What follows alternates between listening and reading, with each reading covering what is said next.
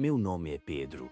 Eu era um motorista de entregas na região de Alagoas, acostumado com as estradas desertas, com a solidão noturna, com o balançar da caminhonete, o rádio chiando baixinho, um companheiro mudo. Eu percorria quilômetros e asfalto, sob o sol escaldante, sob a luz prateada da lua, conhecendo cada curva, cada buraco, cada árvore retorcida que margeava a via, sentindo-me parte daquele cenário, um observador silencioso da vida que pulsava ao redor ou da ausência dela. Era inverno rigoroso, um daqueles invernos que parecem sugar a cor do mundo, deixando tudo cinzento, pesado, melancólico, um frio que penetrava na roupa, que chegava aos ossos, que entorpecia os sentidos, preparando-os para o que viria, para o inimaginável. Eu voltava de Quebrangulo, a entrega feita, o pensamento já na minha cama quente, no café da manhã do dia seguinte, uma rotina simples, reconfortante, previsível, antes daquela noite, antes daquela hora fatídica que viria para me arrancar do conforto da normalidade, para me julgar em um abismo de terror sem fundo, sem retorno. A AL-210 estava encharcada, uma chuva fina caía sem parar há horas, uma garoa persistente que transformava o asfalto em um espelho opaco, refletindo a penumbra da noite de uma forma distorcida, fantasmagórica. Eu dirigia devagar, as mãos firmes no volante, os nós dos dedos brancos de tensão, o corpo tenso pela concentração, pela pouca visibilidade, meus olhos esforçando-se para perfurar o véu leitoso da neblina, para encontrar o caminho, para evitar o perigo.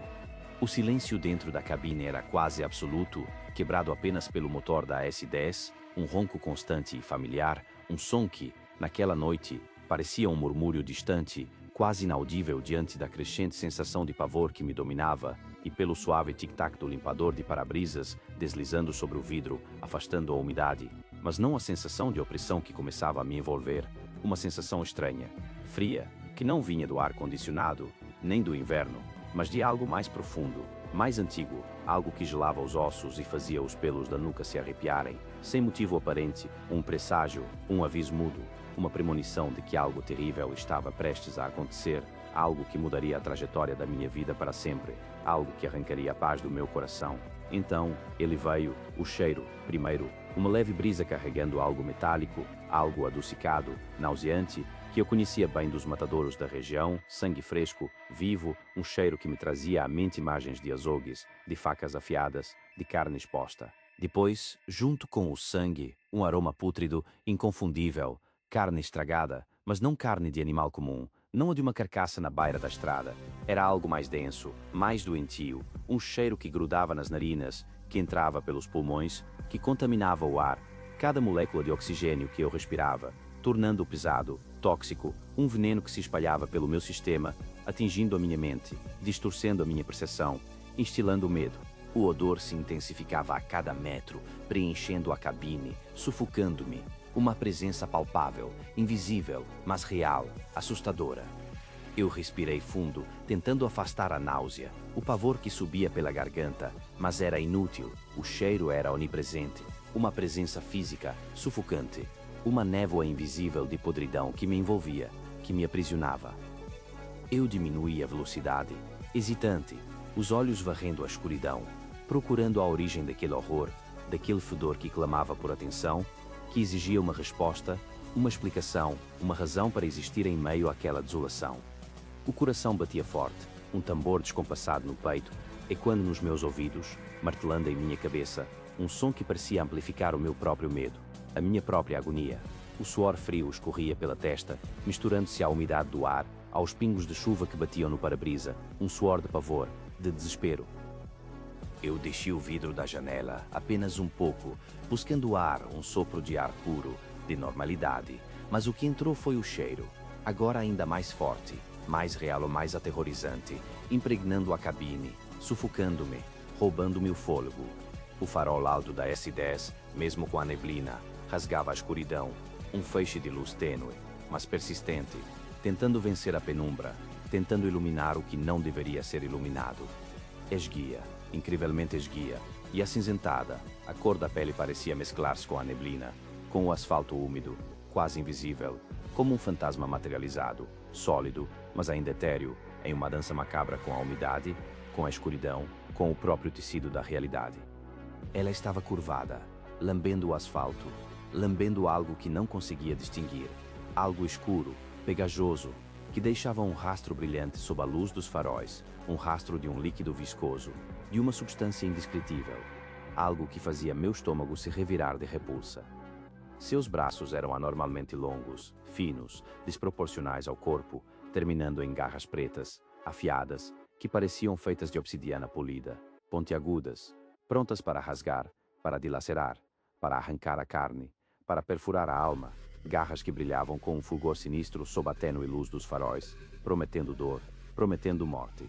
Os olhos, 2 pontos vermelhos foscos, sem brilho, sem vida, refletiam a luz da caminhonete de uma forma opaca, vazia, como carvão em brasa, mas sem o calor, sem a paixão, apenas a frieza do abismo, a crueldade de um predador antigo, de um mal primordial, olhos que pareciam olhar através de mim, através do meu corpo, diretamente para a minha alma, para o meu medo mais profundo.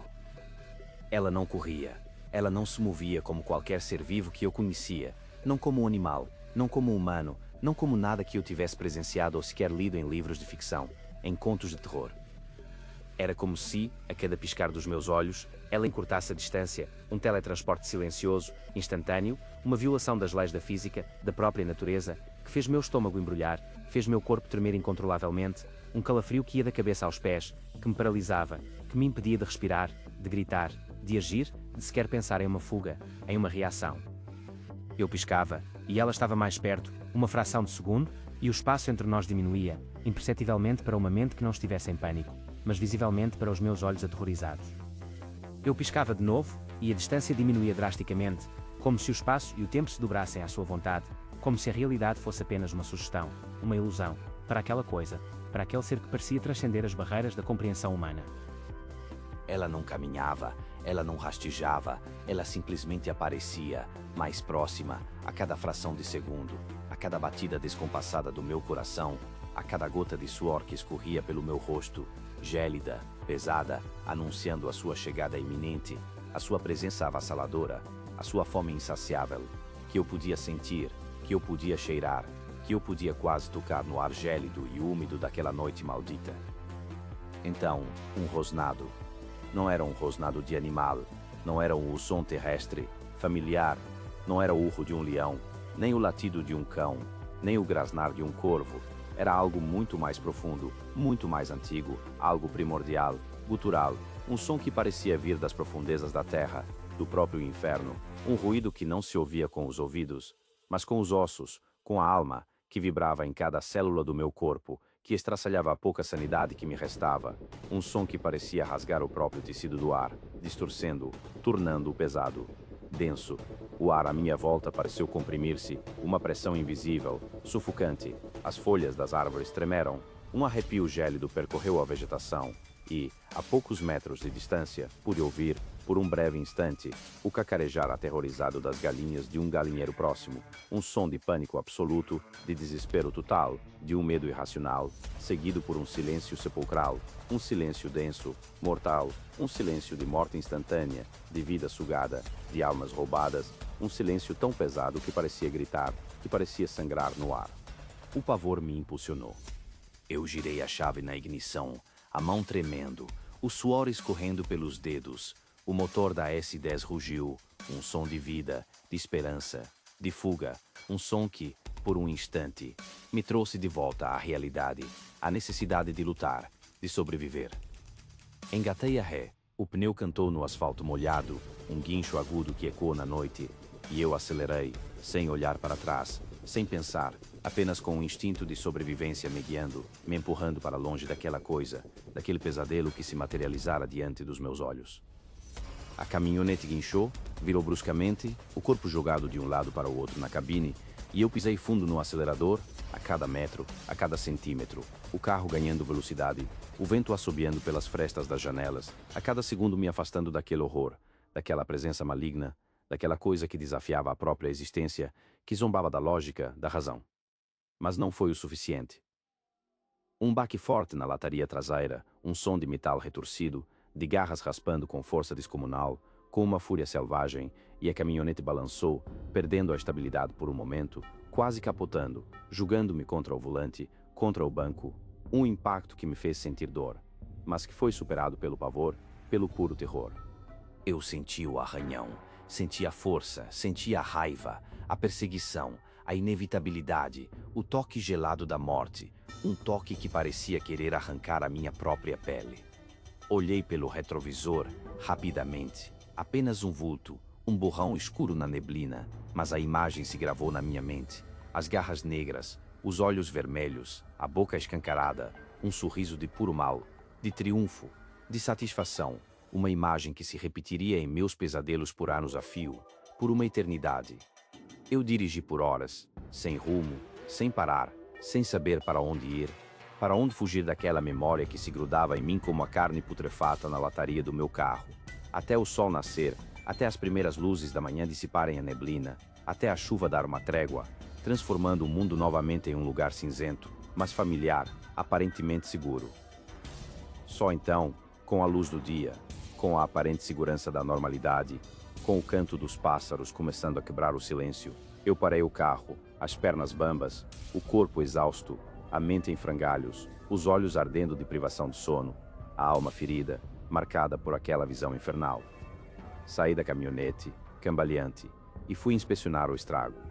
Na lataria traseira, um arranhão profundo, um sulco que ia do farol à tampa da caçamba, como se uma navalha gigante tivesse rasgado o metal. Um rasgo que não podia ter sido feito por nada que eu conhecia, por nada deste mundo, por nada humano. Um rasgo que parecia ter sido feito por algo de outro plano, de outra dimensão, de outro inferno.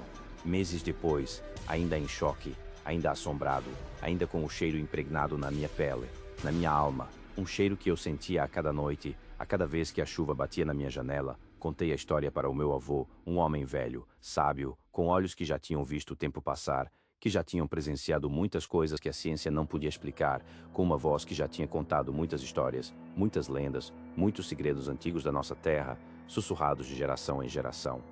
Ele me ouviu com uma seriedade sombria, sem me interromper, sem demonstrar espanto, como se já soubesse, como se já tivesse esperado por aquele relato, por aquela confissão de horror, por aquela experiência que eu havia vivido e que ele, em sua sabedoria ancestral, já conhecia os meandros. Quando terminei, ele suspirou, um suspiro pesado, cansado, que carregava o peso de séculos de histórias não contadas, de medos antigos, e disse, com a voz rouca, quase um sussurro, mas que reverberou em cada osso do meu corpo, que se gravou na minha memória com a força de uma sentença, de uma maldição. É o da estrada molhada, meu neto, a alma de um homem que pereceu de fome e sede naquela mesma estrada, há muitos, muitos anos, um espírito que vaga nas noites de chuva, caçando, buscando, sugando a vida de tudo ao seu redor, de tudo que ousa cruzar seu caminho, de tudo que ainda pulsa, que ainda respira, que ainda vive, um espírito condenado a uma eterna busca por aquilo que lhe foi tirado. Ele busca a vida que lhe foi negada, a vitalidade que ele perdeu, e ele a toma, sem piedade, sem remorso, sem descanso, sem distinção entre o bom e o mal, entre o inocente e o culpado, apenas a fome, a sede insaciável. E assim, em cada gota de chuva, em cada neblina que cobre a estrada, eu vejo seus olhos vermelhos foscos, eu sinto seu hálito pútrido, eu ouço o arranhar de suas garras na lataria. Eu sei que ele está ali, esperando, faminto, paciente, e ele virá. Ele sempre virá, nas noites de chuva, para buscar o que é dele. O estalo na telha, um ruído seco e agudo, rasgou o silêncio da madrugada, fazendo meu coração saltar na boca, um prenúncio de terror que se instalava profundo em minha alma, como uma agulha fria perfurando a carne viva, um terror que ainda me assombra, me persegue nas sombras mais densas da memória, um calafrio que me atinge os ossos, me congela o sangue. Meu nome é Cícero, e essa história se passou há muitos anos, em um sítio ermo no coração da Caatinga, no sertão nordestino, um local onde a natureza selvagem dita as regras, onde o sol castiga sem piedade e a noite traz consigo segredos milenares, sussurros antigos do chão e do vento. A casa, construída à moda antiga, de taipa e telhas velhas, sem forro, era uma caixa de ressonância perfeita para cada murmúrio do vento, para cada sussurro da noite, para cada movimento de animais noturnos, e para tudo o que se movia acima de nossas cabeças, sobre a frágil cobertura de barro cozido. Era como se a própria casa, com sua estrutura de madeira ressequida e suas paredes rachadas pelo tempo e pelo sol inclemente, fosse um grande tambor, pronto para amplificar qualquer som, por mais sutil que fosse, até transformá-lo em um eco amedrontador, um prenúncio de algo terrível, que se aproximava lentamente, silenciosamente, através da escuridão densa que envolvia o sítio. O primeiro som veio como um arrastar pisado, um ruído surdo que parecia vibrar diretamente nos ossos da casa e nos meus próprios ossos, uma sensação gélida que começou nos pés e subiu, lentamente, por toda a coluna, até a nuca, eriçando os pelos de meu braço, de meu corpo inteiro. Eu parei, completamente imóvel, a respiração presa na garganta, sem conseguir inspirar, sem conseguir expirar, um nó de pavor se formando em meu peito, me sufocando. Escutei. Nada, apenas o grilo distante, o som monótono e constante da cigarra, a respiração calma e ritmada de meu pai no quarto ao lado, um som reconfortante que, naquele momento, era o único elo que me prendia à realidade, à normalidade. Tentei voltar a dormir, fechei os olhos com força, procurando me agarrar à imagem de um sono tranquilo, mas a sensação de algo errado, de uma presença incomoda, persistia, um arrepio gélido e insistente na espinha, uma agitação inexplicável que me mantinha desperto, com os sentidos aguçados, prontos para captar o menor sinal, o menor ruído. Então, o som retornou, mais próximo agora, mais definido, inconfundível. Passos.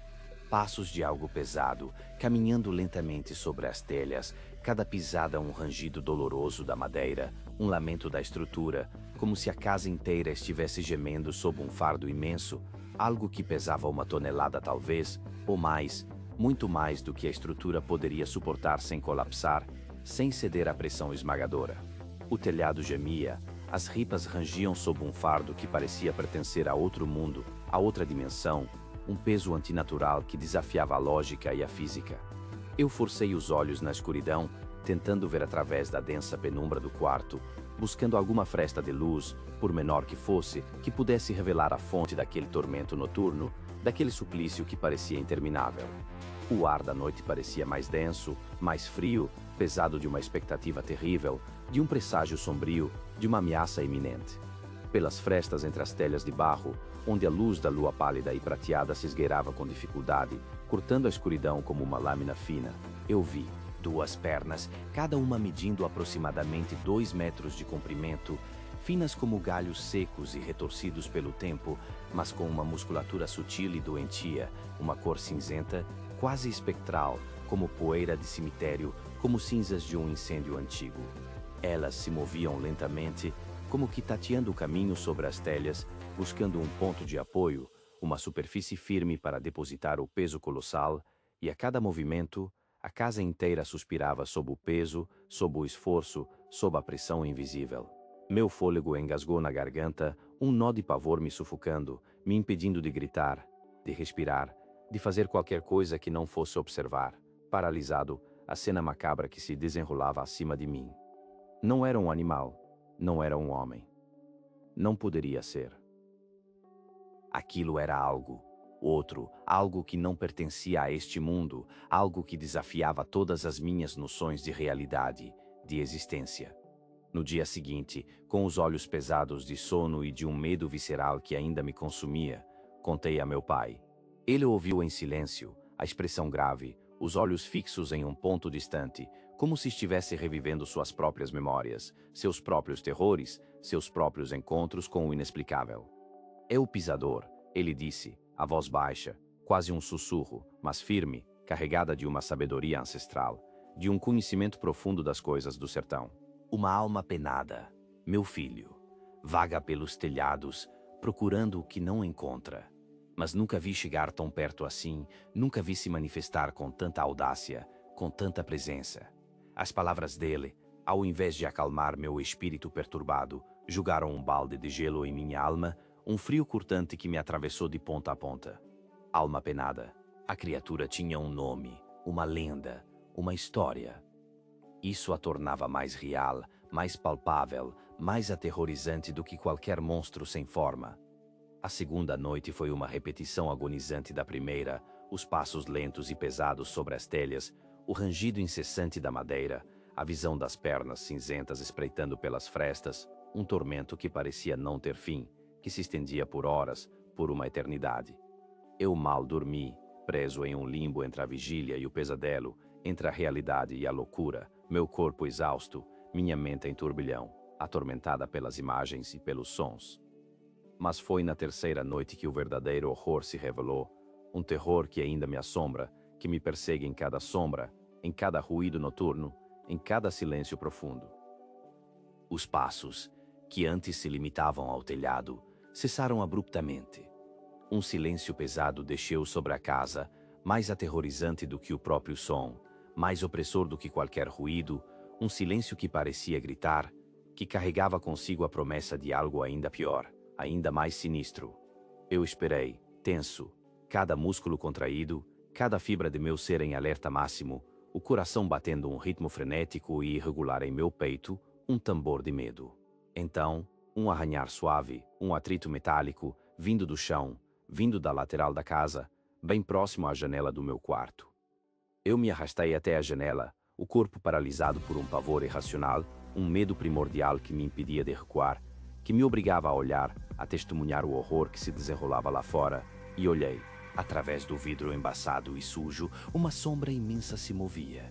Uma forma colossal, com mais de 3 metros de altura, contornava a casa, suas pernas incrivelmente longas a impulsionando com movimentos lentos e desajeitados, mas com uma agilidade perturbadora. A criatura, o pisador, havia descido, havia trocado o telhado pela terra, pela porta de entrada de nosso mundo, de nossa casa. Ela parou diante da janela da sala, onde havia uma telha de vidro que permitia a entrada de luz durante o dia, um ponto vulnerável em nossa frágil proteção. Eu a vi, com uma clareza terrível, os detalhes se gravando a ferro e fogo em minha mente. A mão, com dedos longos e finos, de uma palidez cinzenta, quase translúcida, pressionou-se contra o vidro, fazendo estalar suavemente, um ruído seco e agudo que fez meu estômago revirar. Um sussurro gélido e gutural, um som que não parecia humano, emanou de algum lugar na criatura, um som que penetrou minha mente, prometendo coisas terríveis, chamando meu nome, chamando por minha alma, convidando-me para a escuridão eterna. Meu pai, que já estava acordado, percebendo meu pavor, meus tremores incontroláveis e os ruídos estranhos, levantou-se apressado. Ele viu a mão, ouviu o sussurro horripilante. Seus olhos se arregalaram em pânico, mas sua determinação era maior do que seu medo. Sem hesitar, ele começou a rezar o credo, a voz inicialmente trêmula, embargada pelo pavor, mas crescendo em fervor, em uma força que parecia vir de sua própria alma, de sua fé inabalável, de sua coragem indomável. Creio em Deus Pai Todo-Poderoso, Criador do céu e da terra, de todas as coisas visíveis e invisíveis. A cada palavra, a cada sílaba proferida com convicção e desespero, a pressão na telha de vidro parecia diminuir, o sussurro se tornava mais fraco, mais distante, como se a criatura estivesse sendo repelida por uma força invisível, por uma barreira espiritual intransponível. A criatura, lentamente, retirou a mão do vidro, um movimento arrastado, relutante, e se afastou, dissolvendo-se nas sombras da noite, na escuridão profunda da caatinga, levando consigo a promessa de um retorno, de uma vingança. No dia seguinte, a luz do sol, embora reconfortante, revelou a verdade nua e crua, as evidências inegáveis do que havíamos vivido. Na terra batida ao redor da casa, pegadas, não de pés humanos, mas marcas alongadas e profundas, de uma cor cinzenta, como cinza misturada ao barro seco, como se a própria terra tivesse sido queimada pelo toque da criatura. E na telha de vidro da sala, uma trinca, fina como um fio de cabelo, mas inegável, evidente, vinda de dentro, não de fora, uma marca deixada pela pressão sobrenatural, pela tentativa de invasão. O telhado, intocado por pés humanos, guardava o segredo de um peso inimaginável, de algo que caminhou por lá, de algo que nos observou com olhos vazios e que ainda, eu sinto, observa a todos, esperando o momento certo para descer novamente, para nos levar à escuridão infinita.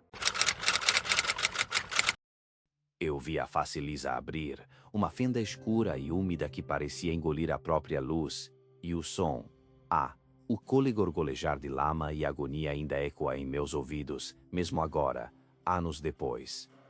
É uma melodia pútrida que me persegue, me rouba o sono.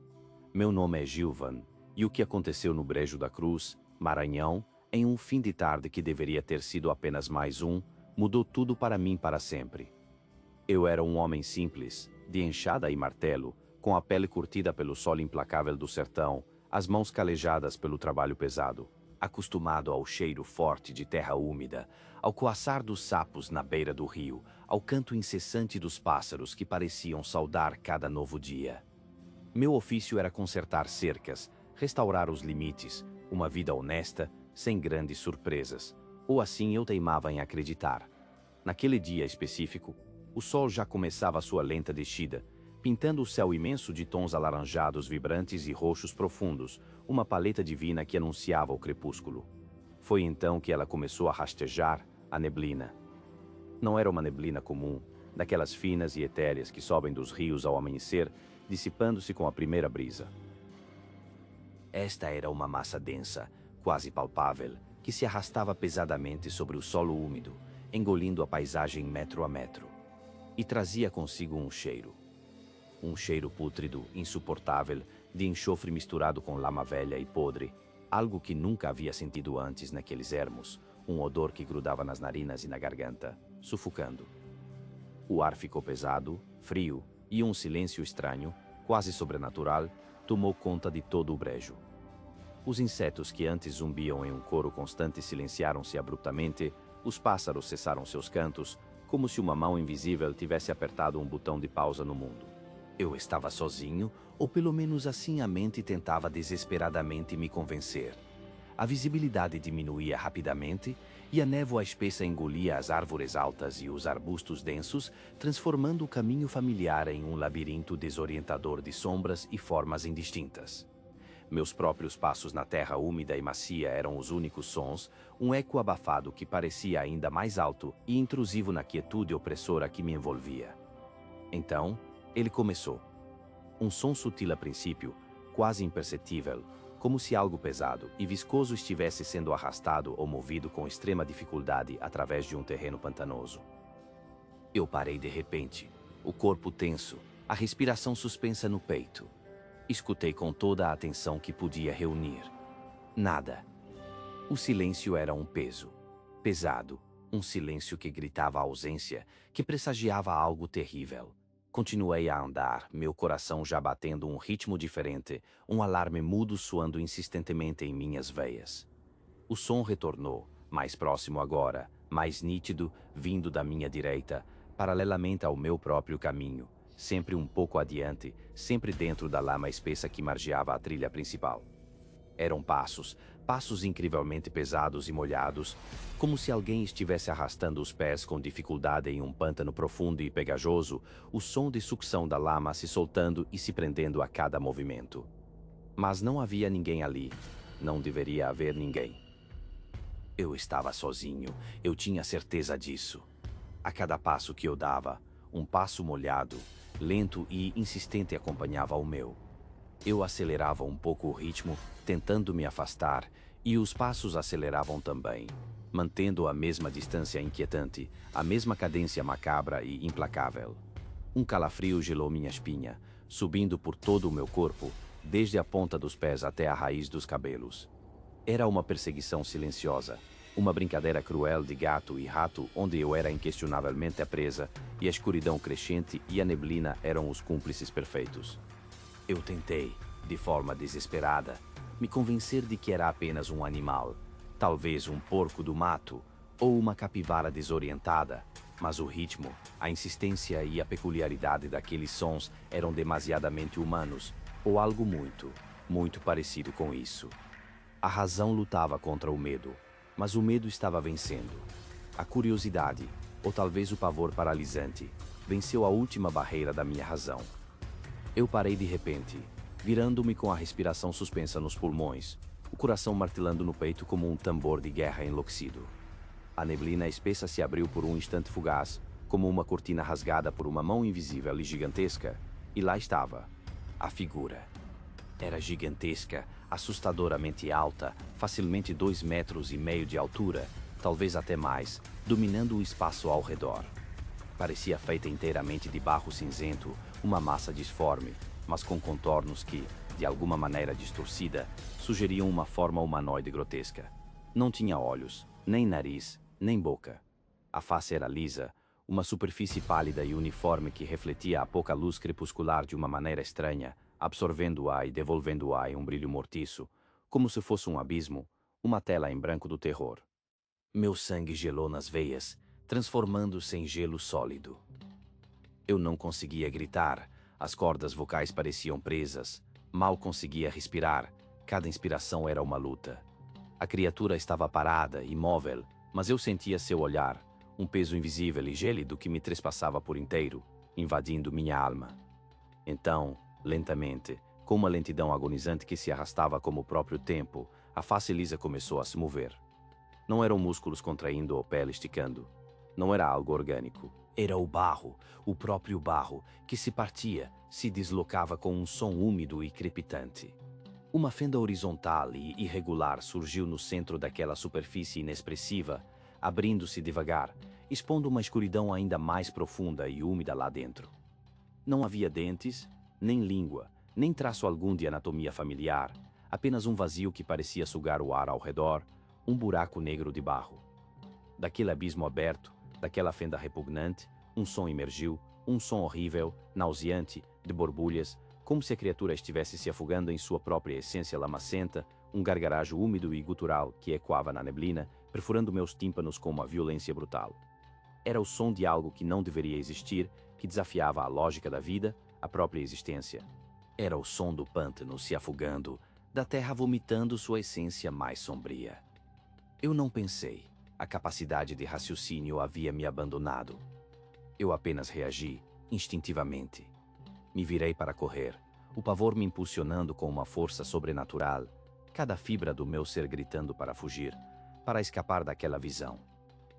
Mas antes que eu pudesse dar 3 passos cambaleantes, a criatura reapareceu. Não à minha frente no caminho aberto, o que já seria assustador, mas inexplicavelmente adiante de mim, bloqueando a única rota de fuga que eu vislumbrava. Ela estava lá, surgida do nada, sem um som, sem um movimento perceptível de sua massa disforme. Era impossível.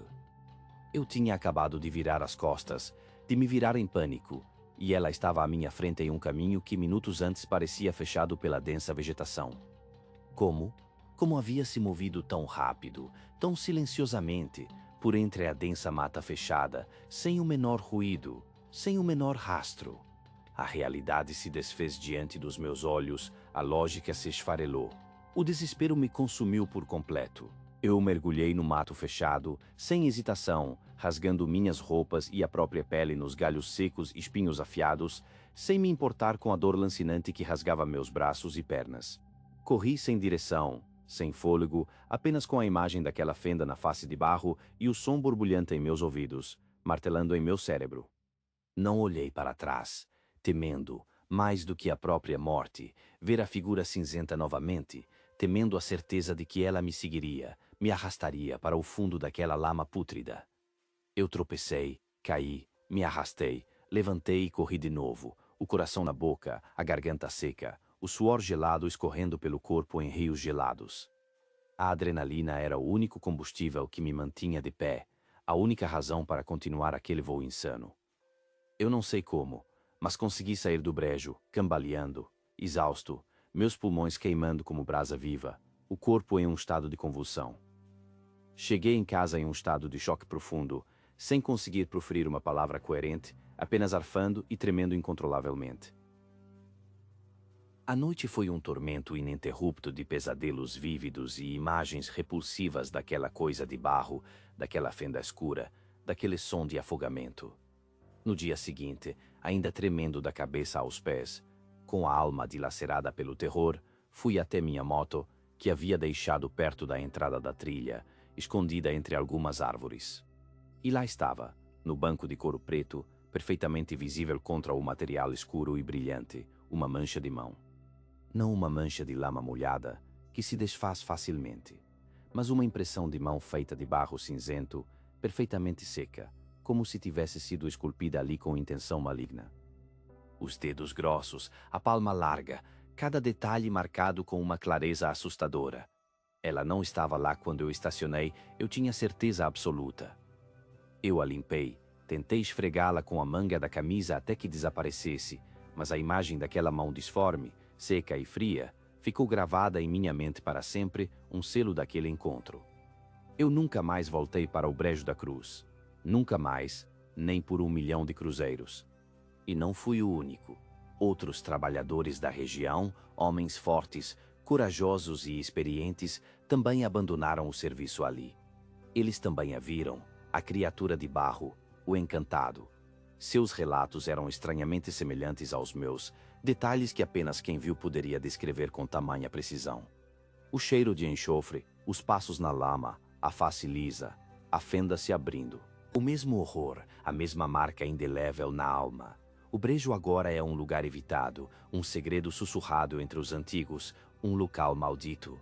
Eu não sei o que era, de onde veio, ou o que queria de mim, mas sei que ainda está lá, escondido na neblina, aguardando pacientemente, esperando. Ele foi puxado, arrastado sem nada visível, apenas o ganido desesperado que rasgava a madrugada, um som arranhando o metal do portão, um laço invisível apertando seu pescoço. Eu assisti, imóvel, com o coração em um ritmo frenético e desordenado, enquanto meu companheiro mais fiel era levado para a escuridão absoluta da rua vazia, para a coisa inominável que eu não podia ver. O desespero dele era o meu, o medo dele, a minha mais profunda agonia. Meu nome é Clovis, e o que vou contar, cada detalhe terrível e frio, aconteceu em uma casa antiga e aparentemente inofensiva no Vale do Jequitinhonha, um lugar que se tornou o palco macabro e implacável do meu inferno pessoal, um pesadelo que ainda hoje se recusa a me abandonar. Eu tinha herdado a propriedade, uma casa colonial desgastada pelo tempo e pelas histórias sussurradas de uma cidade que parecia parada no século passado, esquecida pelo progresso, envolta em uma névoa de lendas e superstições. A viagem de Belo Horizonte até aquele ponto remoto de Minas Gerais foi longa, a expectativa era imensa, carregada de sonhos de uma nova vida, de um recomeço tranquilo, reformando aquele pedaço de história, imaginando a paz que encontraria longe da agitação da capital. O silêncio profundo do vale me abraçava à noite, um alívio bem-vindo da barulheira urbana, ou assim eu ingenuamente pensava nos primeiros dias. As primeiras semanas foram preenchidas com o trabalho árduo da reforma, com o cheiro de poeira e tinta nova, com a promessa de transformar o velho em um lar. Era cansativo, mas gratificante. Cada martelada, cada pincelada era um passo em direção a um futuro que parecia brilhante e sem sombras. Mas então, a rotina de sonhos e planos começou a se quebrar lentamente, insidiosamente, revelando as rachaduras invisíveis na fachada de tranquilidade. Começou sutil, um sussurro distante, quase imperceptível na calada da noite, mas que logo se tornou um grito constante e aterrorizante na minha alma, uma melodia dissonante que precedia o pavor. Sempre na mesma hora, invariavelmente, com uma precisão medonha, por volta das 2h40 da madrugada, ele chegava, pontual como a própria morte. Eu ouvia. Um trote. Nítido, inconfundível, o som inconfundível de cascos pesados de cavalo batendo com uma regularidade sombria e insistente nas pedras irregulares da rua antiga. E junto, acompanhando o trote, o arrastar metálico, um tilintar pesado e lúgubre de correntes, como se algo colossal estivesse sendo arrastado e chacoalhado por aquele animal fantasma, por aquela entidade invisível. Eu me levantava da cama, o corpo tenso, cada músculo rígido, ia até a janela, meus olhos vasculhavam a escuridão densa lá fora, buscando qualquer indício, qualquer sombra, qualquer coisa. Nada. A rua estava completamente vazia, iluminada apenas pela luz fraca e esmaecida da lua minguante, e o som desaparecia tão misteriosamente quanto surgia, deixando para trás um vazio ainda mais aterrorizante. Eu parava, escutava com toda a minha atenção, prendendo a respiração, o silêncio. Nada. Apenas o silêncio pesado e opressor voltando a me envolver, mais denso, mais ameaçador do que antes. Eu tentei, com todas as minhas forças, racionalizar o inexplicável. Gatos brigando, o vento brincando com os galhos das árvores, a casa antiga estalando e gemendo com a passagem do tempo. Mas o som era demasiado específico, demasiado real, demasiado vívido para ser ignorado, para ser simplesmente descartado como fruto da minha imaginação cansada. A cada noite que passava, a angústia crescia exponencialmente, uma bolha de pavor líquido e frio se formando e expandindo no meu estômago, subindo pela minha garganta, sufocando-me tic-tac do relógio, pelo momento exato em que a orquestra macabra e silenciosa da madrugada começaria sua performance demoníaca. A presença, então, mudou. Evoluiu. Deixou de ser apenas sonora, um tormento para meus ouvidos e minha mente. Tornou-se física. Uma noite, eu estava na varanda dos fundos, fumando um cigarro na esperança de aliviar a tensão que se acumulava implacavelmente em meus ombros e na minha alma. E então, eu senti um deslocamento de ar violento, gelado, cortante, como se uma massa invisível e pesada passasse por mim em altíssima velocidade, raspando minha pele, levando um pedaço do meu fôlego. Meus pelos eriçaram instantaneamente. Um calafrio intenso e paralisante percorreu minha espinha, congelando-me no lugar. Não era vento comum, não era uma rajada inofensiva de ar. Era direcionado, pesado, uma força com propósito, com intenção. O cheiro veio em seguida, invadindo minhas narinas, me asfixiando. Insuportável. Um odor nauseabundo e pútrido de estábulo antigo, de suor de animal azedo e rançoso, misturado com algo muito mais sombrio, muito mais repulsivo. Carne estragada em decomposição, vísceras apodrecendo, um cheiro que grudava nas narinas, na roupa, na mente, impregnando tudo ao redor, transformando o ar em uma substância densa e fétida. Eu corri para dentro da casa, descalço, tropeçando nos degraus, o coração martelando no peito como um tambor de guerra, as mãos tremendo incontrolavelmente. Minha casa, antes um refúgio seguro e acolhedor, estava se tornando uma armadilha, um palco para o invisível, para o insondável, para o mal puro. Fui conversar com os vizinhos, pessoas simples e calejadas pela vida do campo, com olhos que já haviam visto muito da vida e, talvez, algo muito mais profundo e terrível. Eles me olharam com uma mistura de pena, resignação e um medo quase palpável, um medo antigo e entranhado. Essa rua, moço, é uma passagem, disse a senhora mais velha, Dona Inês, sua voz rouca de cigarro e tempo, seus olhos nublados e fixos em um ponto distante além da minha visão. O corredor é o cavalo. Ele procura o dono, que morreu de um jeito feio, perdido, há muito tempo. Ele não descansa. As palavras dela, sussurradas com gravidade, ecoaram como um grito dentro de mim, confirmando meus piores pesadelos, dando nome ao meu tormento. O cavalo fantasma. O corredor. Uma lenda viva, ou morta, que caminhava nas madrugadas. Eu me recusei a acreditar de imediato. Tentei ignorar, tentei encontrar explicações lógicas, mas como ignorar o indizível, o que desafia todas as leis da lógica e da física, o que ataca todos os sentidos e a sanidade. Meu cachorro, um vira-lata esperto e fiel chamado Faísca, sentia. Ele uivava para o nada, um uivo triste e prolongado que arrepiava a alma, rosnava para a escuridão da rua, seus pelos em pé, um arrepio constante na espinha do animal, um pressentimento que eu deveria ter levado mais a sério. E então, o ápice do terror. Naquela noite, a mais escura e fria de todas, eu estava no quarto, paralisado pelo trote que já ecoava lá fora, mais perto do que nunca, mais alto, mais real. Meu cachorro, Faísca, que dormia encolhido na sala, começou a latir desesperadamente. Um latido agudo, de pavor puro e descontrolado, um som que gelou meu sangue. Eu corri para a sala, meu coração saltando na garganta, a mente gritando não, não, não. Cheguei à sala e vi. Não havia nada. Absolutamente nada visível. Mas meu cachorro, meu fiel companheiro, Faísca, estava sendo arrastado. Visivelmente arrastado. Para fora da sala, para o portão de grade que dava para a rua. Suas patas dianteiras se debatiam no chão de cerâmica, tentando se segurar com todas as forças, unhas arranhando a superfície, produzindo um som agoniante e desesperador. Seu corpo se esticava, contorcia-se, como se um laço invisível, feito de pura maldade, o apertasse, o puxasse impiedosamente para o meio da rua, para a escuridão que ali reinava. Um gemido de dor e medo puro escapou dele, um som que ainda me assombra em cada pesadelo, em cada momento de silêncio. Eu gritei, meu grito se misturando ao dele. Me julguei contra o portão de grade, minhas mãos tentando agarrar o ar, tentando lutar contra o inexistente. Mas não havia nada para empurrar, nada para agarrar, nada contra o que lutar. Ele foi levado para a rua, para o corredor, e depois, um silêncio absoluto, aterrorizante, cortando a madrugada como uma lâmina fria.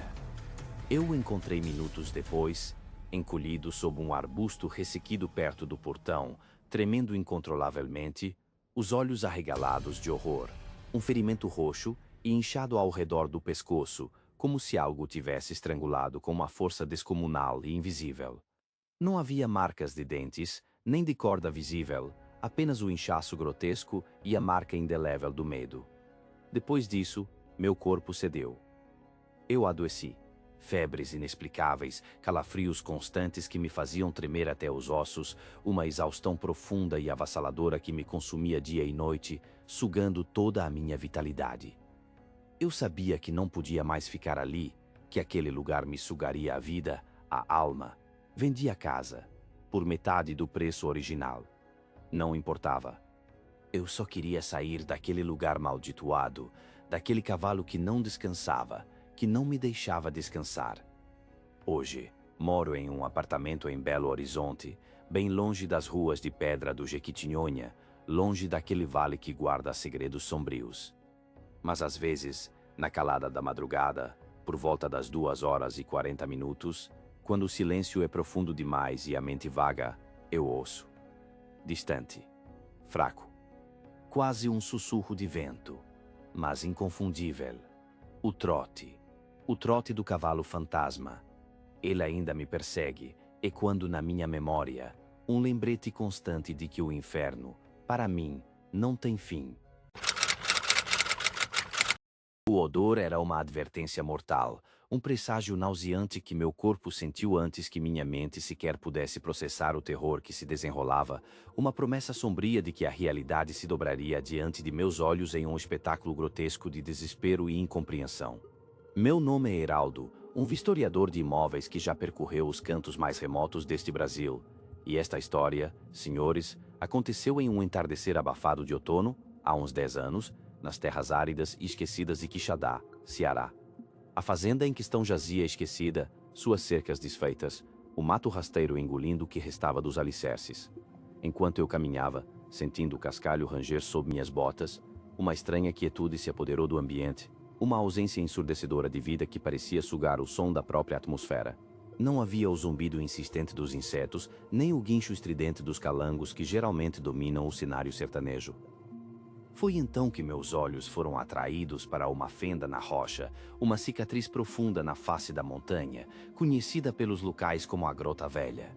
Sua entrada, escura e úmida, parecia um abismo sedento, uma boca aberta no coração da terra. A curiosidade profissional me impeliu para mais perto, para averiguar se havia alguma interferência estrutural ou risco geológico para a propriedade. Era um choro, um lamento infantil e frágil, carregado de desespero, uma voz pequena e inocente que parecia emanar das profundezas da grota. A voz sussurrava, um eco melancólico que reverberava nas paredes úmidas. Meu coração apertou, um instinto primordial de proteção me impelindo a avançar. Alguém, uma criança, estaria perdida ali, clamando por ajuda. Dei um passo. 2. Eu parei. O choro havia cessado, substituído por um silêncio gélido, ainda mais perturbador que o lamento. O cheiro de amônia, misturado com algo inconfundivelmente pútrido, de carne em decomposição, tornou-se quase insuportável, atacando minhas narinas com uma virulência que me fez recuar um passo, o estômago revirando. Foi então que a voz retornou, mas não era mais a mesma. Não era o choro infantil. Era uma voz diferente, clara e feminina, mas com uma estranha modulação, um tom que não correspondia à tristeza ou ao medo. Ela disse, com uma entonação perfeitamente articulada, mas desprovida de qualquer emoção, como uma máquina repetindo um comando. Eu hesitei. O som era perfeito, a modulação, a cadência, mas faltava a alma. Faltava a vida. Aquela voz era uma casca vazia, um mero eco de algo que ela não podia sentir. Pensei em voltar, em fingir que nada tinha acontecido, em me convencer de que era o cansaço, a solidão do lugar, me pregando peças. Mas antes que eu pudesse sequer formular um plano de fuga, a voz mudou novamente, transformando-se em um timbre masculino profundo e ressonante que preencheu a grota com uma autoridade artificial. Naquele instante, a epifania do terror me atingiu com a força de um raio. Aquilo não era um ser humano. Aquilo não era uma pessoa em perigo. Aquilo era um predador. Um mimetismo perfeito, projetado para atrair, para enganar, para conduzir a presa para a escuridão. Minhas mãos suavam, a palma úmida do meu facão de vistoriador parecia escorregar em meus dedos. Eu não sabia o que esperar, mas sabia que tinha que ver. Tinha que entender o que se escondia nas profundezas daquela fenda maldita. A luz fraca da minha lanterna cortou a escuridão, revelando uma caverna úmida no fundo da grota. E ali, na penumbra, algo se moveu. Era uma massa, uma forma pálida e sem contornos definidos, que se contorcia lentamente, como um organismo aquático fora d'água. Não tinha pelos, nem olhos discerníveis, apenas uma pele lisa e úmida que refletia a luz de forma opaca, como se fosse feita de gelatina. Não havia rosto, nem membros, apenas uma imensa protuberância que pulsava suavemente, um organismo amorfo, oco talvez, que utilizava o som como uma isca, atraindo incautos para sua armadilha fétida. Eu não gritei, não corri imediatamente. Fiquei ali, testemunhando a abominação, sentindo o cheiro da morte e da putrefação que emanava daquela coisa, compreendendo o horror silencioso que se escondia nas fendas do nosso sertão esquecido. O que se alimentava ali? Quem ou o que já havia sido engolido por aquela escuridão? Eram perguntas que jamais teriam resposta.